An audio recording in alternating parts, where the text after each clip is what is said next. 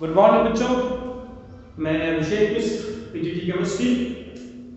आज 11th class के लिए केमिकल बॉन्ड चैप्टर लेकर आज का हमारा टॉपिक है, जैसा कि बोर्ड पे लिखा हुआ है, MO थ्योरी, मतलब है मॉलिक्यूलर ऑर्बिटल थ्योरी। इसके पहले हमने BSc थ्योरी पढ़ी, जिसमें स्ट्रक्चर के बारे में बताया गया। फिर बैलेंस बॉन्ड थ्योरी पढ़ी, जहां सिग्मा और पाई बॉन्ड के बारे में बताया गया, हाइब्रिडाइजेशन के बारे में बताया गया। अब जो है मॉलिक्यूलर ऑर्बिटल थ्योरी ये एक्सप्लेन करती है कि एटम से जब मॉलिक्यूल्स बनते हैं तो मॉलिक्यूलर ऑर्बिटल बनता है, उनका इलेक्ट्रॉनिक कॉन्फ़िगरेशन कैसा होगा, उनमें इलेक्ट्रॉन का डिस्ट्रीब्यूशन कैसे होगा, ये एक्सप्लेन करता है मॉलिक्यूलर ऑर्बिटल थ्योरी। इसके कुछ कैरेक्टरिस्टिक्स हैं, आप जरा समझिए। मैं एक छोटी सी बात बताता हूं। H2 का फॉर्मेशन देख रहे हैं, ये H है, इसमें 1s 1 इलेक्ट्रॉन है, ये H है, इसमें भी 1s। दो हाइड्रोजन एटम अलग अलग डायरेक्शन से एक दूसरे के साथ, ये एनर्जी लेवल है, linear combination of atomic orbitals, linearly एक दूसरे पर ओवरलैप करते हैं। उसमें क्या कहा गया, ये एटॉमिक ऑर्बिटल है, ये एटॉमिक ऑर्बिटल है। एटॉमिक ऑर्बिटल में एक ही न्यूक्लियस होता है, इसलिए इसे मोनोसेंट्रिक कहते हैं। Molecular orbital more than 1 nucleus का होता है। O2 है तो 2 न्यूक्लियस, O3 है तो 3 न्यूक्लियस, इसलिए उसे हम पॉलीसेंट्रिक कहते हैं।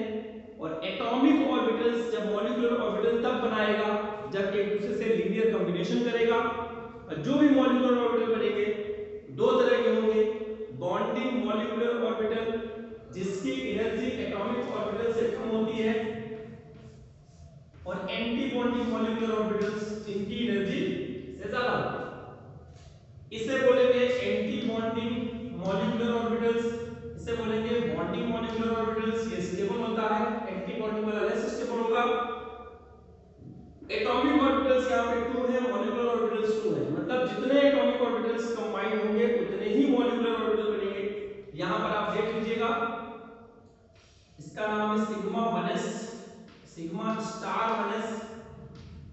एनर्जी इसकी ज्यादा होती है, स्टेबिलिटी कम होती है, इसकी एनर्जी कम होती है, स्टेबिलिटी ज्यादा होती है। सिमेट्रिकल ओवरलैप होता है तो ये बनते हैं, और अनसिमेट्रिकल ओवरलैप होता है तो एंटी बॉन्डिंग वाला बनता है।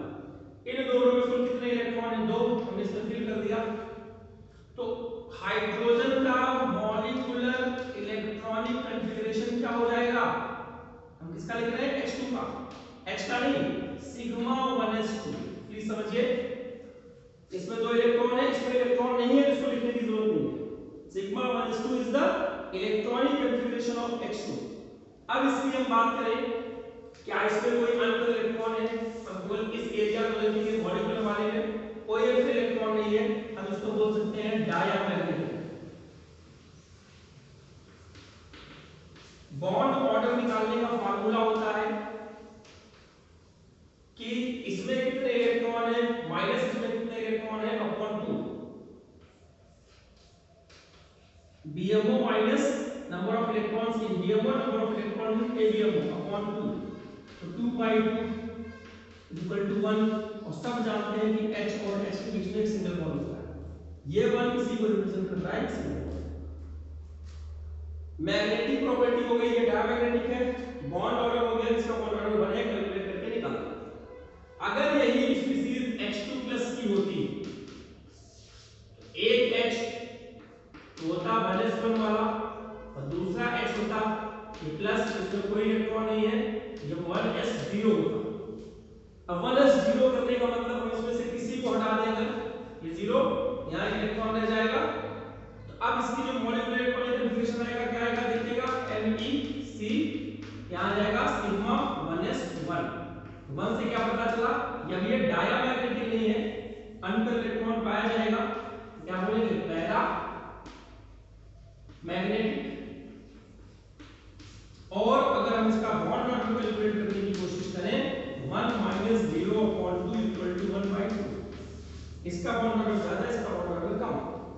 अब अगर यही स्पीशीज H2- की हो, यानी एक H तो है 1s1 वाला और एक H है माइनस वाला यानी 1s2 वाला, यानी यहां पर हम 2 इलेक्ट्रॉन कर सकते हैं।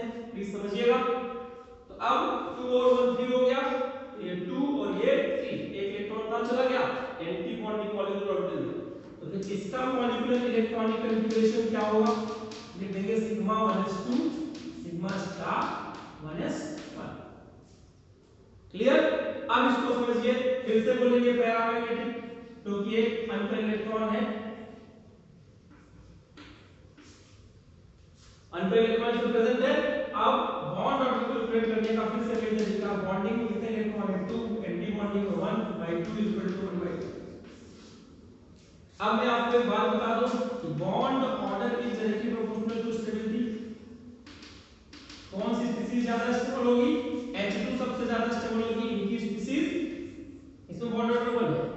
अब H2+ में भी बॉन्ड ऑर्डर हाफ है, माइनस वाले में बॉन्ड ऑर्डर हाफ है। हम कैसे बताएंगे कौन ज्यादा स्टेबल होगा, प्लस वाला स्पीशीज ज्यादा स्टेबल होगा माइनस वाली स्पीशीज। क्यों, क्योंकि माइनस वाली स्पीशीज में एक electron anti bonding molecular orbital में होता है जो स्टेबिलिटी को कम करता है, और प्लस वाले में एंटी बॉन्डिंग कोई इलेक्ट्रॉन नहीं होता। एग्जाम में पूछा गया क्वेश्चन है, H2+ और H2- दोनों का बॉन्ड ऑर्डर 1 है, लेकिन प्लस वाला ज्यादा स्टेबल होता है माइनस वाले से। रीजन आपको समझ में आ गया। अब इसी तरह हम सबका इलेक्ट्रॉनिक मॉलिक्यूलर इलेक्ट्रॉनिक कॉन्फ़िगरेशन कैसे लिखेंगे, वो मैं आपको तरीका बताता हूं। Up to N2 nitrogen, please समझिएगा क्या क्या जनरल कॉन्फ़िगरेशन क्या है, उसमें इलेक्ट्रॉन को आपको फिल करना है।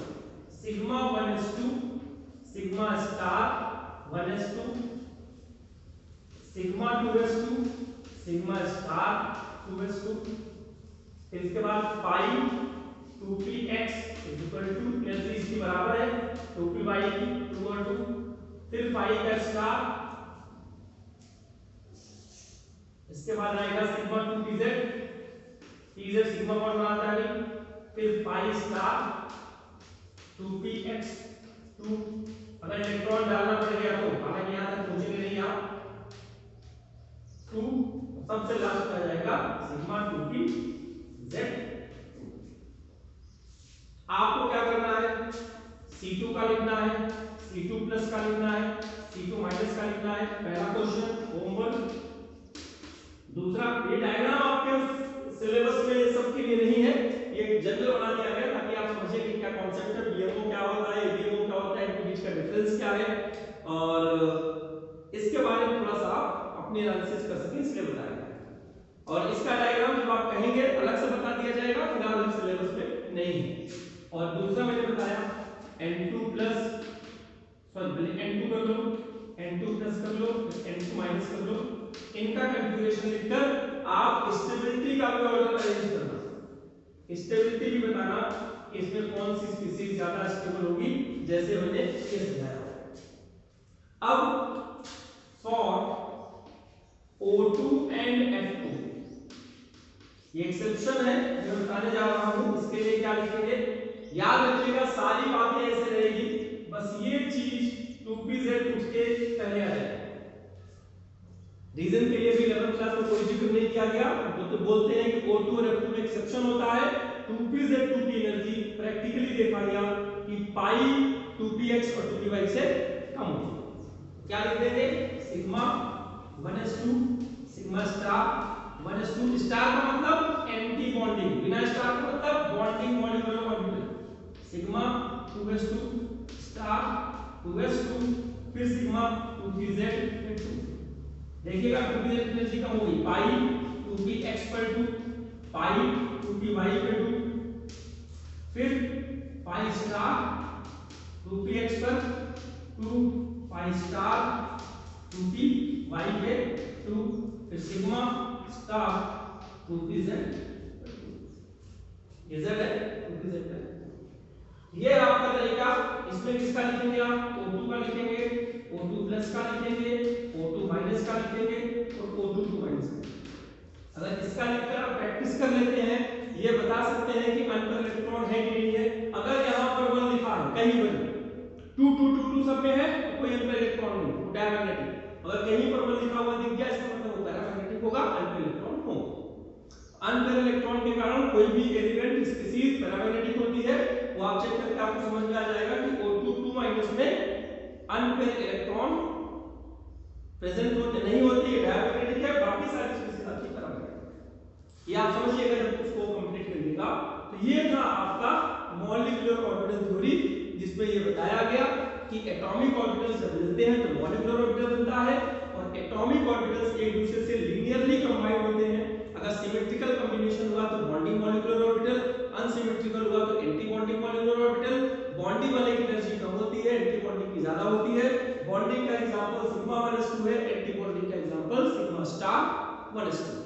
ये बात क्या बता सकते हैं। स्टेबिलिटी का क्राइटेरिया मैं आपको बता दूं, अगर बॉन्डिंग इलेक्ट्रॉन ज्यादा है एंटी बॉन्डिंग से तो स्टेबल, अगर बराबर है तो नॉट स्टेबल। क्यों? क्योंकि जीरो बॉन्ड ऑर्डर आ जाएगा। और अगर बॉन्डिंग वाले इलेक्ट्रॉन कम है एंटी बॉन्डिंग से, ये तो हाईली अनस्टेबल। ध्यान से समझिएगा इसको।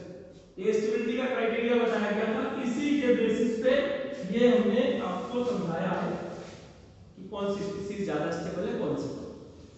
अब इन्होंने कहा हाइड्रोजन बॉन्ड की डेफिनेशन, H बॉन्ड की डेफिनेशन कहां लगता है, क्या इसके बारे में टाइप्स हैं।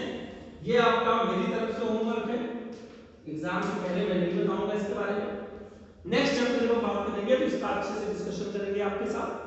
आपका काम है इसकी डेफिनेशन करिए, एग्जांपल एक दो रखिए किसमें पाया जाता है। आउटलाइन में बता देता हूं, मान लीजिए ये भी एक कंपाउंड है और ये भी एक कंपाउंड है, और इसमें H प्रेजेंट है, H एटम, और इस वाले में या तो नाइट्रोजन या तो ऑक्सीजन या तो फ्लोरीन। तो इस H का इन सब से इंटरेक्शन होता है, नाइट्रोजन है तो नाइट्रोजन से होगा, ऑक्सीजन है तो ऑक्सीजन से होगा। ये इंटरेक्शन को ही H बॉन्ड बोलते हैं। वो आप समझिएगा, एक कंपाउंड में H होना चाहिए और दूसरे वाले में या तो N हो या तो O है या तो F हो। F वाले में ज्यादा स्ट्रांग बनता है, O वाले में कम होता है, N वाले में और कम होता है।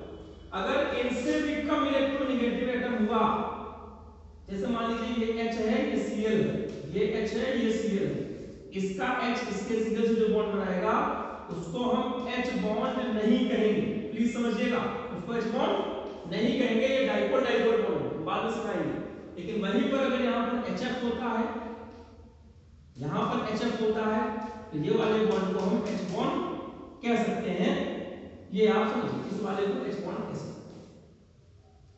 फिलहाल ये स्ट्रॉन्ग बॉन्ड होता है दो कंपाउंड्स के बीच में, दो स्पीशीज के बीच में, उनकी स्टेबिलिटी को बढ़ाता है, जिसके कारण कोई चीज इसका बॉइलिंग पॉइंट हाई होता है, कोई चीज लिक्विड स्टेट में होती है। इसका बहुत सारा एप्लीकेशन आपको अपने क्लास में मिलेगा। तो आज की क्लास में हमने केमिकल बॉन्ड कंप्लीट किया। 5 अक्टूबर से आपका एग्जाम है। कोशिश करिए इस वीडियो को ज्यादा से ज्यादा देखिए, लाइक कीजिए, सब्सक्राइब कीजिए, बेल आइकन दबाइए ताकि आपको वीडियोस मिलते रहें। अपने दोस्तों को भी दिखाइए जो ज्यादा से ज्यादा बेनिफिट इससे गेन कर सकते हो। कोई डाउट है तो हमें व्हाट्सएप कीजिए, नंबर हमारा आपके पास है। और एग्जाम की तैयारी करिए आप लोग, कोरोना से अपने आप को सुरक्षित रखते हुए। इस पेंडेमिक सिचुएशन में अभी कुछ नहीं किया जा सकता। अभी जो सर्कुलर आया है नोटिफिकेशन की 5 अक्टूबर से एग्जाम है, डेट शीट जैसे ही आएगी आपको बता दिया जाएगा। आप लोग अपनी तैयारी उसके अकॉर्डिंग करते रहिए। आज की क्लास में बस इतना ही, धन्यवाद।